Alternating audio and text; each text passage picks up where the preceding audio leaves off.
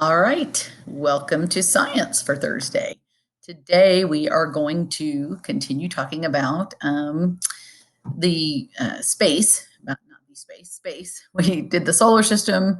We started that last week, and we had several extra days to finish working the questions about the planets in your interactive notebook because we had all those technical difficulties. But I think since I just gave you guys some extra days and we didn't do anything else new, hopefully, I think everybody has it done now. So we have that problem solved.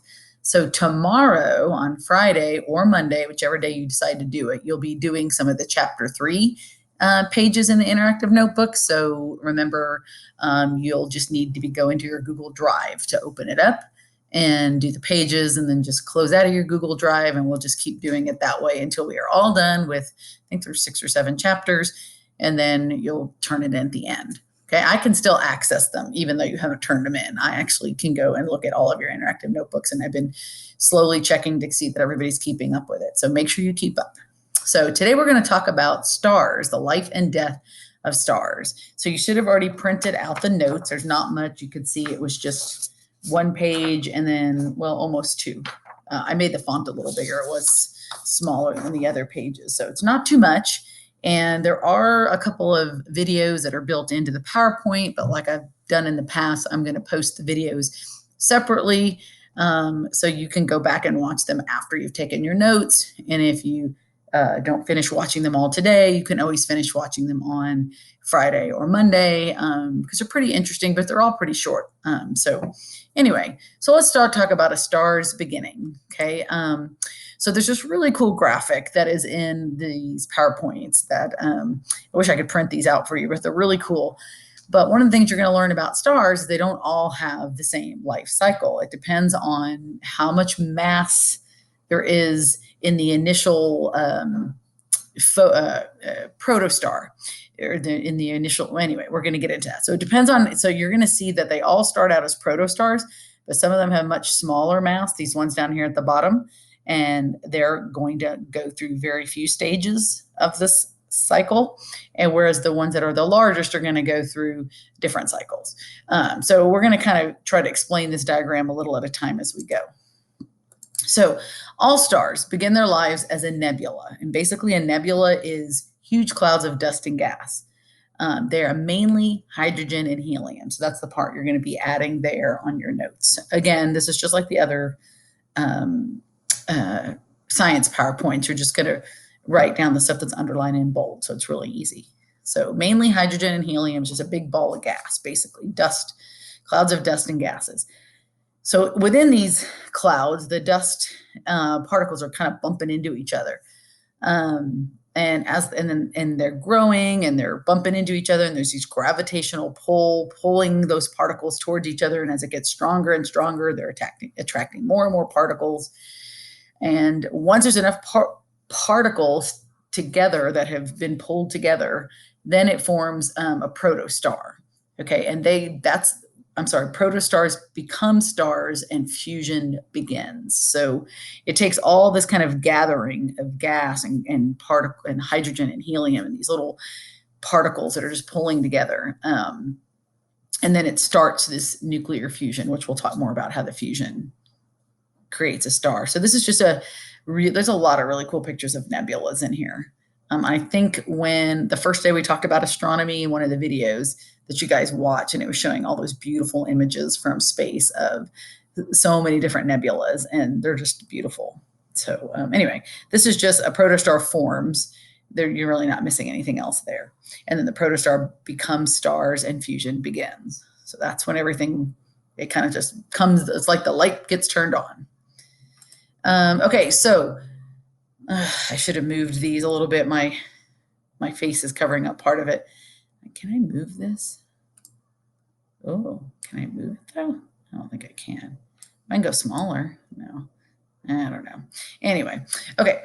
So what is fusion? Fusion is the combining of 2 hydrogen atoms to form a helium atom.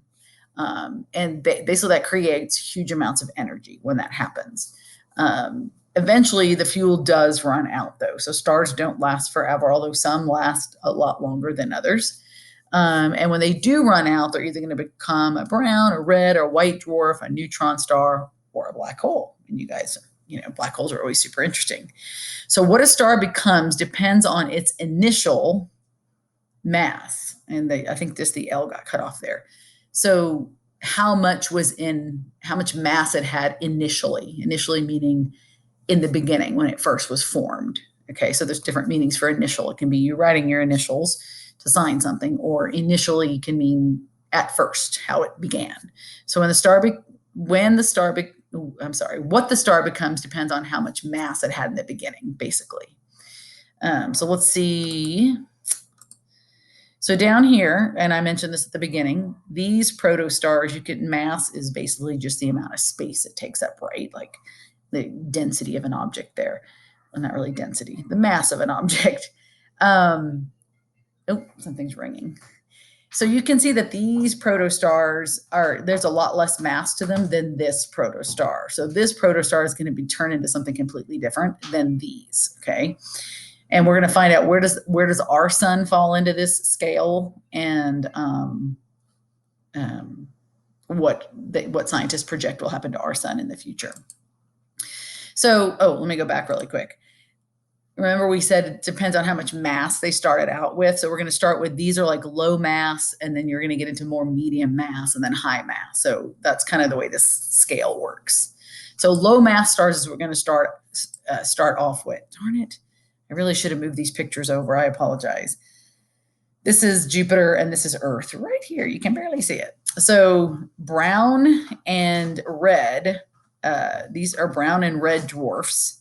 Okay, these are considered low mass stars. Okay, they're actually smaller than our sun. Our sun is not a low mass star, even though it's not a very big star. There are some that are smaller. So brown and red dwarf stars, which is what these are considered. Okay, you can see this one is about the size of Jupiter, but still smaller than the sun. They have less mass than our sun. They have about 8 to 40% of our sun's mass. So if you were looking at just the sun, about 8 to 40% of our sun's mass is what these low mass stars are made up of.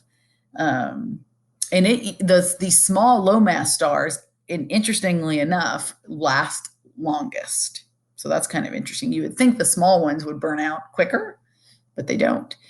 They use fuel very, very slowly, and scientists believe that they can last for like 100 billion years. Now, nobody really knows if they can last for 100 billion years, but that's what scientists think because we haven't been around that long.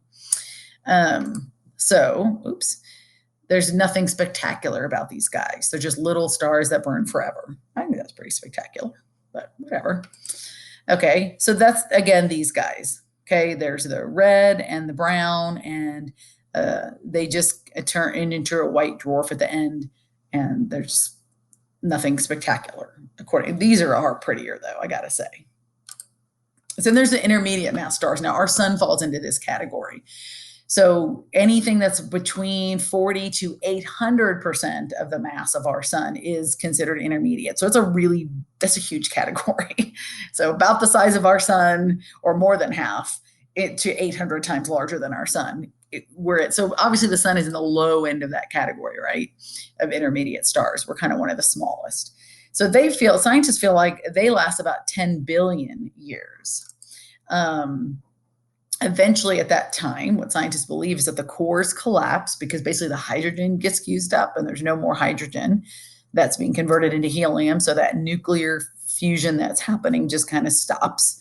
And when it happens, the outer layer starts to expand, almost makes like a ring around it. And they call it a red giant or a red supergiant. Let me keep going. And basically what scientists believe about our sun is they believe it's one of the intermediate mass stars, and their life's about 10 billion years, and they think that we're about halfway through. They think our sun is about 5 billion years old. Now, there's a lot of debate about how old things are. Scientists are always learning more and more about space. The more and more they send probes out and make observations, and it's quite fascinating. But as we do study astronomy, and especially the stars, And a lot of the videos and the information that we can find for educational purposes is always going to have a lot of kind of secular ideas, secular meaning not quite Christian ideas, different ideas of how things started. So we don't really know if it's really 5 billion years old, our sun. That's what scientists believe. But as you watch some of these videos and hear some of this stuff, just be aware that this is what scientists believe. Most Christians will say they believe all these things started with God when he said, let there be light, or when he created things. So just keep that in mind as you watch and learn some of the stuff. That don't be too bothered by some of those numbers, because they really are just ideas that scientists have. Let's see. Okay, yeah, because they do believe that when the sun does burn out in 5 billion years, that's a long time, that it's going to expand so big it'll like engulf Mars. It'll actually go out and just be super close to Earth, which would not be good if there are people still on Earth in 5 billion years. Eventually, the outer layers are going to disappear, and it's going to become a white dwarf. So again, that is this category. And it involves eventually coming into like the little white dwarf. But we do get these planetary nebulas. So it's a little bit prettier than these. They don't go through the nebula stage. Okay, and then we got the high mass stars. Okay, so these are the big guys. These are the ones that are 8 to 25 times larger than our sun, so much larger. They consume their fuel very, very fast. So the larger the star, the faster they consume fuel, so the shorter their life. They run out of fuel quicker, which just seems interesting to me. You would think the smaller stars would run out of fuel first, but it's not. That's not the way it works, according to what scientists believe. They also die much more violently, which makes them super interesting. So we get these explosions that are called supernovas, and they're pretty fascinating. And so the scientists have been able to observe some of that, and it's pretty interesting. Oh, I think what's cut off here is a supernova followed by a neutron star. Sorry, my face is in the way. Star explodes, creating a supernova followed by a neutron star. So sorry about that. My face is covering the words. And that when stars go boom is a video that I have linked that you can go back and watch later. It's actually pretty interesting. So now we've got this protostar. It can become a blue supergiant, and then eventually it turns into this supernova when it explodes, and then eventually a neutron star. So really interesting graphic here. And black holes are what everybody's always really interested about. So they're going to occur with stars whose masses are more than 25 times the size of our sun. So these are our sun. They don't believe would ever become a black hole. It's not big enough. So it's the stars whose masses are more than 25 times our sun. That is where black holes can occur. And basically the remnant of the supernova explosion, because remember when the star reaches the end of its life, it explodes, or at least these medium-sized to large ones, and in a new supernova, and the explosion is so huge that what's left over of it turns into a black hole, and not even light can escape, and most of you already know that. And there's a really good little black hole video that I've linked that you can go back and watch some more of. So here's this level of stars that turn. You've got two different categories of protostars that are in that size that can turn into black holes. A little bit more about black holes. You can't see a black hole. You can only detect the gravitational effects of it and the pull. It's so strong. The gravity is so strong that it can swallow any surrounding planets, stars, or light. And you guys have, heard about black holes and, seen, animation of it. And they are pretty interesting. There's a lot of movies where people go into black holes, and I don't think we can do that. But anyway, again, the black hole video is linked after this if you'd like to watch that. There's also a good video about the life cycle of stars. Okay, so let's see. I think by now we've gone through the low mass stars, the intermediate mass stars, the high mass stars, the black holes. There was 2 sections on black holes. And we're down to the last 2 little sections here, the HR diagrams, which is the Hertzsprung-Russell. That's what HR stands for. And it's basically a way that scientists have been able to organize all the information they know about stars into some kind of like a graph. It's organizing data in a picture or graph, a way that they can actually study it and learn from it. So what you're going to be writing down here is this part of the notes. Stars can be arranged on a chart based on their luminosity and temperature using the Hertzsprung-Russell or HR diagram. So be sure you write down this Hertzsprung-Russell so you know what HR stands for, because it's easy to forget what that stands for. Let's see here. And basically what scientists have found that once they all this information they found out about stars and they graphed them, they found that most graphed by their brightness and their temperature, that most stars, the majority of them fall into this, what they call the main sequence. It's just the main area of a graph. It starts at the top left and it kind of goes down to the bottom right. And that's kind of where most of them fall. Most stars, and our sun happens to also fall within that main sequence. And this actually is a little more notes about it. And this is already in your notes. 90% of the stars are located on the main sequence, which is again right about here. Okay, this is just another picture of that. This isn't color, it's just dots, and then this is in color. The main sequence stars form helium from hydrogen atoms in their cores, which is the ones we've been talking about. Those are like the main, most of the stars fall into that category. Their lifetime depends on their size, as we were talking about. The larger stars burn fuel faster and therefore spend less time on the main sequence than the lower mass stars. Oh, you have to write that down. Sorry. The larger stars burn fuel faster and therefore spend less time on the main sequence than the lower mass stars. So they can not always, they're not always in this main part of the graph. This is some details I'm not going to ask you guys about later, but it's just some interesting stuff to know. I almost left it off the notes, but I decided to go and just, it's kind of interesting the way they've organized it. And we're not going to go into all of that. So that is the end. Yeah. So let me go back to the beginning. So what I want you guys to do is go ahead and make sure you have all your notes written down. If you need to go back and listen to any part of the video to write that down, you can do that. And then there's a few more videos linked on this assignment that will tell you more about the life cycle of stars and black holes, and I forget what the third thing was. And you can watch those today or tomorrow. And then I will add on tomorrow, on Friday, some interactive notebook pages for you guys to do, and then you'll be good to go. So I will see you guys later.